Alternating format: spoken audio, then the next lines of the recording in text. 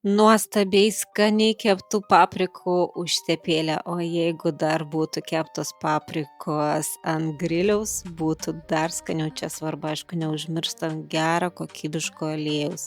Jis labai svarbus mūsų sveikatingumui, kartoju ne kartą. O šalia užtepėlės išsikepiau čapati duonelę, kuri labai palanki mūsų virškinimui, kadangi naudojami prieskoniai ir ji puikiai susiderino, tai ją kepu ant sausos keptuvės, bet kai iškepa, ištepu kokybišku skaniu alyvuogių aliejumi ir uždengiu.